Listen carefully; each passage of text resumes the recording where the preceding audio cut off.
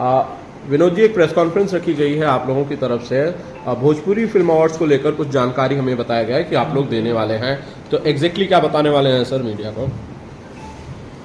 23 दिसंबर शनिवार को 18वां Bhojpuri film award संपन्न होने जा रहा है अथर्वा कॉलेज मलाड इंडस्ट्री। जैसे कि आप लोग को पता है, आप लोग के माध्यम से ही पूरे देश में, पूरे दुनिया में भोजपुरी फिल्म अवार्ड्स के माध्यम से, आपके माध्यम से लोगों तक ये चीज़ें पहुंची है। 2005 में प्रथम भोजपुरी फिल्म अवार्ड्स की स्थापना की गई थी। दिलीप साहब, सायरा बानो जी, गोविंदा जी, कुंकू जी, इनके कर कमलों द्वारा जो लैंप जलाया गया था, आज वो जलता आ रहा है आज तक, जो 18 वर्ष पूर्ण करने जा रहा 23 दिसंबर। जी, कौन कौन इसका आयोजन करता है? आयोजकों में से कौन कौन लोग हैं और गेस्ट में इस बार कौन कौन है? आयोजक कमेटी हमारी है 5 लोगों की, इसका चेयरमैन मैं हूँ और हमारी कमेटी है, सभी लोग मिलकर काम करते हैं। और रहा गेस्ट की बात, मैं हमेशा, आपने देखा है कि हिंदी इंडस्ट्री, टेलीविज़न इंडस्ट्री के या पॉलिटिकल बड़े बड़े दिग्गज अवार्ड समारोह में हमेशा रहे हैं, बट मैं फोकस करता हूँ भोजपुरी इंडस्ट्री के लोगों के ऊपर ही, जिससे मेरी इंडस्ट्री तभी बड़ी होगी। हम अदर लोगों को साथ जुड़ेंगे, हमारी इंडस्ट्री बड़ी नहीं हो पाएगी। तो मैं फोकस करता हूँ कि अपनी इंडस्ट्री के लोग ही उपस्थित रहें, सारे लोग उपस्थित रहते हैं और सपोर्ट करते हैं। किन किन कैटेगरीज में कितने अवार्ड दिए जाएंगे विनोद जी? 26 कैटेगरी है और 3 कैटेगरी है जो पॉपुलर, जैसे पॉपुलर में फिल्म है, एक्टर है, एक्ट्रेस है। बाकी 26 कैटेगरी है, film, director, actor, male actor, female, negative और सपोर्टिंग, इस तरह से कोरियोग्राफर एंड नवोदित कलाकार, सिंगिंग मेल, सिंगिंग फीमेल, इस तरह 26 कैटेगरी है जी। और सर 18 साल हो गए इस अवार्ड शो को, सर अप्स एंड डाउन बहुत सारे आए होंगे। अगर इस जर्नी के बारे में हमारी ऑडियंस को कुछ बताए कि 18 साल की ये जर्नी कैसी रही है, और बहुत बड़ी बात है 18 साल तक किसी अवार्ड शो का होना, अगर कुछ शेयर करना चाहे सर उस बारे में। नहीं, आपका सवाल बड़ा अहम है।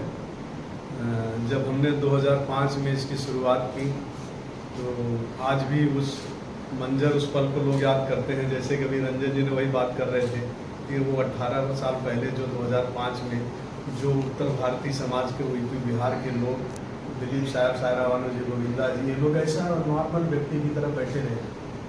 हजारों की तादाद में जितनी दूर नज़र जाती थी गोरेगांव स्पोर्ट्स क्लब में, लोग नज़र ही आते थे। ये सिलसिला काफ़ी 10 साल तक चलता रहा, जब हम ग्राउंड में करते थे। रहा उतार चढ़ाव की बात, इंडस्ट्री में न तो एक चैनल था, ना तो कोई, बहुत सारी बातें हैं। जो उत्तर प्रदेश, बिहार से बिलोंग करते थे, वो लोग इस भाषा को सपोर्ट करते थे, पेपरों में छापते थे, जरूर कोशिश करते थे जितनी उनकी चलती थी। मैंने वो दौर देखा है। तो मीडिया के लोग बड़ा सहयोग रहा, जो नॉर्थ इंडिया के लोग थे। हमने देखा मराठी जी, मराठी, गुजराती और सब पंजाबी, सारी चैनलों ने, जी न्यूज़, आज तक, ये वो सारे चैनलों ने कई वर्षों तक बड़ा सपोर्ट किया। और आज देख रहे हैं हमारी इंडस्ट्री में 8-10 चैनल हो गए और सारे लोग महत्व देने लगे। 3 मेंबर ऑफ पार्लियामेंट हो गए, बहुत सारे विधायक हो गए, मिनिस्टर हो गए। तो अच्छा लगता है, खुशी होती है। और हमारे इंडस्ट्री लोग, मैं वो दौर देखा 2005 में, किस तरह से कलाकार अपनी संघर्ष करके चीज़ों को आगे बढ़ाने के प्रयास में लगे थे। आज हमारे कलाकार दूसरों की मदद कर रहे हैं, तन मन धन तीनों से, बड़ा खुशी होता है। और उतार चढ़ाव की बात रही, एक बार आंधी आई, इसके बाद भी हमने आप लोग की ब्लेसिंग से 1 महीने के बाद सेम डेट में किया। एक बार बरसात आई, तब भी हमने 1 महीने के सेम डेट में किया। मतलब पीछे नहीं मुड़ा। हमारे पास स्पॉन्सर थे या नहीं थे, इसके बावजूद भी हमने कोशिश किया कि भोजपुरी फिल्म इंडस्ट्री के सम्मान को बरकरार रख सकूं, और वो आप लोग के ब्लेसिंग से वो बरकरार आज तक है। एक बार कहीं न कहीं पॉलिटिकल शिकार भी हुए थे उत्तर भारतीय, उस समय भी बहुत बड़ी तूफान थी पूरे प्रदेश में। उस समय लोग सोच नहीं सकते थे। देश का होम मिनिस्टर श्री प्रकाश जायसवाल जी थे और कैबिनेट मंत्री सुबोध कांत सहाय जी थे। लोग कहते थे विनोद तुम करोगे कैसे, लेकिन प्रभु की कृपा थी, बहुत शानदार तरीके से अवार्ड फंक्शन हुआ और समाज में एक मैसेज गया, प्रदेश में एक मैसेज गया कि शांति का माहौल है, अच्छा माहौल है। उस माहौल में अवार्ड फंक्शन हुआ, जब लोग घर से निकलना पसंद नहीं करते ओके विनोद जी, तब शायद इतने ज़्यादा अवार्ड शोज नहीं होते रहे होंगे या ना के बराबर होते रहे होंगे, इक्का दुक्का होते रहे होंगे, लेकिन आजकल साल भर में मैं देखता हूं कि 20 अवार्ड शोज होते हैं, अलग अलग लोग करते हैं। ऐसे में आपको लगता नहीं है कि जो अवार्ड शोज के प्रति पॉपुलैरिटी है इनकी, वो थोड़ी सी कम हो गई है? नहीं, आपका सवाल जो है, मैं किसी पे प्रतिक्रिया नहीं देना चाहूँगा, बट हमने हमेशा प्रयास किया कि अपनी गरिमा, अपनी भाषा, अपनी फिल्म इंडस्ट्री की गरिमा को बरकरार रखो। बहुत बड़े बड़े अमाउंट, बहुत बड़े बड़े लालच हमारे पास है, सबको पता है। अब नाम नहीं ले सकते सार्वजनिक रूप से, लेकिन इंडस्ट्री के लोगों को सबको पता है। लेकिन इस अवार्ड को न खरीद सका कोई, न इसको किसी प्रकार का दबाव बना सका। रहा दूसरे लोगों की बात, तो सब अवार्ड बहुत सारे हो रहे हैं, सम्मान समारोह बहुत सारे हो रहे हैं। हमारे यहाँ एक सिस्टम है, चाहे मेरा खुद का फिल्म हो, चाहे मेरा बेटा क्यों न हीरो हो, यदि तो अगर वो क्राइटेरिया में है, रेस में है, रेस में जीतता है तो पाएगा, नहीं है तो नहीं पाएगा। किसी लालच से, किसी दौलत से या किसी प्रकार से इस चीज़ को कोई खरीद नहीं पाया, तभी मैं आज 18 वर्ष पूर्ण कर पाया हूँ। ये मैं समझता हूँ कि मेरा मंच नहीं है, ये सब पूरे समाज का मंच है और गार्ड द्वारा स्थापित मंच है, ऐसा मेरा अपना मानना है। और वो हम बुरे से बुरे परिस्थितियों में भी सफल होते हैं, क्यों होते हैं? कहीं ईश्वर की कृपा है। सवाल यह है कि जब ज़्यादातर फिल्में यूपी में शूट हो रही हैं, आज की तारीख में ज़्यादातर लोग यूपी में रह रहे हैं, गवर्नमेंट शायद उस तरह की सुविधाएं दे रही है, ऐसे में इस अवार्ड शो को उत्तर प्रदेश या बिहार में ना करके आप मुंबई में क्यों करते हैं?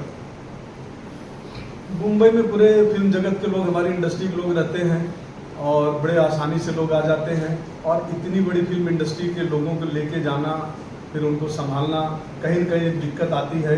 तो इसलिए हम मुंबई ग्लैमर की दुनिया है और शुरू से यहाँ करते हैं। एक साथ मैंने 2013 में उत्तर प्रदेश की राजधानी लखनऊ में किया था, और उसके बाद सब्सिडी भी पास कराने में बड़ा श्रेय रहा है हमारा। तो 2016 में मिला, सारे लोग थे, रवि जी, कुणाल जी, सुरेंद्र पाल जी, संभावना जी, दिनेश लाल जी, रानी चटर्जी, हाँ मनोज, सारे लोगों की मौजूदगी में हमने सब्सिडी डिक्लेयर करवाया था 30 लाख रुपए 2013 में, जो इम्प्लीमेंट हुआ 2016 में पहली बार। वो भी श्रेय कहीं न कहीं अवार्ड को जाता है। और अच्छा है, उत्तर प्रदेश सरकार सब्सिडी दे रही, सुविधाएं दे रही है। इस वक्त 2-3 साल से रुकी हुई सब्सिडी मिल नहीं पाया है, लेकिन शायद ऐसा लगता है कि जल्द से जल्द मिल जाएगी लोगों की सब्सिडी। कई कलाकारों का आपने नाम लिया विनोद जी, एक लीजेंड जो कि हमारे बीच अब नहीं रहे, ब्रजेश जी की बात कर रहा हूँ, ब्रजेश त्रिपाठी जी की बात कर रहा हूँ। मुझे लग रहा है कि एक बड़ा सितारा, एक बड़ा अध्याय हमने खोया है। मैं तो सबसे पहले बात तो अपने ब्रजेश जी को वंदन करता हूं और उनको श्रद्धांजलि, भोजपुरी फिल्म अवार्ड की तरफ से श्रद्धांजलि अर्पित करता हूं कि उनकी आत्मा को ईश्वर शांति प्रदान करे, उनके परिवार को इस घड़ी में क्षमता दे, उनको दुख में मैं ईश्वर से ही प्रार्थना करूंगा और उनको नमन करता हूं। रहा सवाल ब्रजेश जी का जो योगदान है, बहुत बड़ा योगदान है भोजपुरी फिल्म इंडस्ट्री के। उनकी कमी हमें बहुत महसूस होगी। एक हफ्ता पहले भी हमने बात करने की कोशिश किया था, लेकिन बात नहीं हो पाई थी दुर्भाग्यवश, और उनकी कमी को कोई पूरा नहीं कर सकेगा।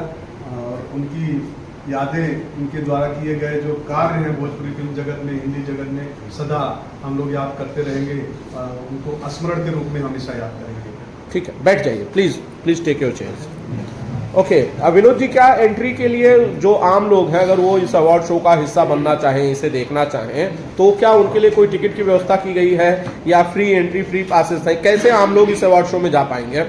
नहीं, सभी के लिए है। जो हमें अप्रोच करता है डायरेक्ट इनडायरेक्ट, उसको हम पासेस देते हैं। हमारे यहाँ टिकट तो होता नहीं, टिकट सेल नहीं करते हैं, टिकट वाला सिस्टम ही नहीं है, फ्री है। तो जो भी अप्रोच किया, जो हमारे तक आया, कोशिश करता हूँ कि उन तक पास पहुँचे जरूर, और लोग आते हैं। सर, इसके अलावा जैसे आपने कहा कि बहुत सारे इंडस्ट्री के लोग अब जो है पॉलिटिकल पार्टी से जुड़ गए हैं, जैसे मनोज तिवारी जी की बात करें, रवि किशन जी की बात करें, दिनेश लाल यादव जी की बात करें, तो उसका क्या लगता है, कितना फ़ायदा मिलेगा जो भोजपुरी इंडस्ट्री है स्पेशली उनको? नहीं, अगर हम कहते हैं कि ये तीनों सांसद अगर किसी कार्य में लग जाएंगे कि ये काम भोजपुरी इंडस्ट्री के लिए करना है, तो असंभव नहीं है। तीनों अपने आप में बहुत सक्षम है। रवि जी है, मनोज जी है, दिनेश जी है, और हमेशा करते रहते हैं। हम क्या कहें रवि जी को, रवि जी ने फर्स्ट ईयर से जो कार्य किया है मेरे साथ, कहना अच्छा नहीं लगेगा। एक नॉर्मल व्यक्ति की तरह रवि जी कई वर्षों तक, 10 वर्षों तक, 12 वर्षों तक तो परफॉर्म किए। दिनेश जी 10 वर्षों से कंटिन्यू परफॉर्म कर रहे हैं। तो इन लोग का बहुत बड़ा सहयोग रहा है। एक नॉर्मल व्यक्ति की तरह, कलाकार की तरह आते थे रवि जी वगैरह, जब टेक्निकल रिहर्सल जैसे अवार्ड फंक्शन होता है उसी तरह टेक्निकल रिहर्सल होता था 10 साल तक। 10 साल तक टेक्निकल रिहर्सल सेम कंडीशन में ग्राउंड में होता था। तो ये लोग रात में आते थे, पूरी तरह से सपोर्ट करते थे। बहुत बड़ा योगदान सब लोगों ने किया है। कौन इस मंच में नहीं, नगमा जी, भाग्यश्री जी, मोनिका जी, मुझे लगता है कौन इस मंच को परफॉर्म से सजाया नहीं है, सहयोग नहीं किया है। अनगिनत हिंदी और टेलीविजन के लोग बहुत सपोर्ट किए हैं, तब जाके इंडस्ट्री बड़ी हुई। सर क्या इस साल इन तीनों में से कोई एक सपोर्ट करते हुए नजर आएगा जो नए कलाकार है इंडस्ट्री के? क्योंकि अगर इस तरह के कलाकार उनको सपोर्ट करते हैं तो उनका जो मनोबल है वो बढ़ जाता है। तो अगर आप कुछ कहना चाहें। आपका सवाल बहुत अच्छा है। हमेशा नए लोगों को, यूथ के लोगों को मौका मिलना चाहिए। एक ही व्यक्ति अगर एक छत्र राज करेगा, जैसे कि अभी मोदी जी का काम बड़ा अच्छा है, देख रहे हैं। मैं तो वैसे कांग्रेसी हूँ, लेकिन मोदी जी अच्छा काम कर रहे हैं। लोगों को मौका मिलना चाहिए। तो जब तक नए को मौका नहीं मिलेगा तब तक वो कैसे सर्वाइव करेंगे? तो बहुत अच्छी बात है, उन लोग सपोर्ट करते हैं और करना चाहिए, और भी आगे आगे करना चाहिए। और मैं स्वयं कोशिश कर रहा हूँ कि लोगों को जो कई सालों से प्रयास में थे बहुत सारी चीज़ों के, वो चीज़ मैं कैसे उनके साथ सहयोगी बन के पूरा करूँ, मैं भी खुद कोशिश कर रहा हूँ उस चीज़ों को। विनोद जी, जब अभी अवार्ड शोज होते हैं उनकी निष्पक्षता को लेकर, ट्रांसपेरेंसी को लेकर अक्सर लोग सवाल खड़े करते हैं। कई लोग हैं जो कहते हैं जिन्हें नहीं मिला शायद वो थोड़े से नाराज होते हैं। कई बार पक्षपात के भी आरोप लगते हैं। इन आरोपों के जवाब में आप क्या कहते हैं कि कौन सी ऐसी ट्रांसपेरेंसी है जो आपके पास है, बाकी लोगों के पास नहीं है? सर मैंने हमेशा मतलब मैं इमोशनल और एक दिल की बात बोलना चाहूँगा। मैंने अपने जीवन में ये 20 वर्षों में इतनी समस्याएं झेली है, इतनी कह नहीं सकता वो बात सार्वजनिक रूप से। अगर मेरे जैसा शख्स नहीं होता, आप लोग की ब्लेसिंग नहीं होती, तो अवार्ड कभी का बंद हो जाता है। ये फ़ोन, ऐसे फ़ोन आए मुझे जो कोई बर्दाश्त नहीं कर सकता है। लेकिन अनजाने में कोई कह देगा अरे भाई साहब वो विनोद गुप्ता है, वो ऐसा ऐसा करता है, जरा उसको बोल दो। तो लेकिन आपको विनोद गुप्ता के बारे में पता ही नहीं है, अच्छाई या बुराई जो भी हो। तो ऐसे ऐसे भी फ़ोन हमने झेले हैं, लेकिन सामने फ़ोन आने के बाद फिर वो दोबारा फ़ोन नहीं आए। ये भी हमने दिन देखे हैं। और रहा सवाल ईमानदारी की, मैंने कहा कि न कोई 50 लाख रुपए लोग लेके खड़े रहे, हमने न अवार्ड को बेचा, न नॉमिनेशन भी बेचा, न भविष्य में बेचूंगा। अगर ऐसा दिन आएगा तो मैं उसको बंद कर दूंगा, लेकिन ये काम नहीं करूंगा। कौन धमका रहा था आपको? कौन आपको प्रेशराइज कर रहा था? प्रेशराइज कौन कर रहा था आपको? मोहब्बत में प्रेशराइज होता है ना भाई। अपना बेटा भी प्रेशराइज करता है, मेरे चाचा भी कर सकते हैं प्रेशराइज, तो कोई ऐसा भी हो सकता है। अमरीश जी, क्या कुछ बोलना चाहेंगे इस अवार्ड शो के लिए? सबसे बड़ी खुशी की बात यही है कि मैं विनोद सर के अवार्ड में परफॉर्म कर रहा हूँ। और कई सालों से मैं इस इंडस्ट्री में हूँ और मैं बहुत अपने आप को खुशहाल मानता हूँ कि जब ये मंच मुझे मिलता है तो मुझे वो ताकत और शक्ति मिलती है कि मैं उसका बखान नहीं कर सकता।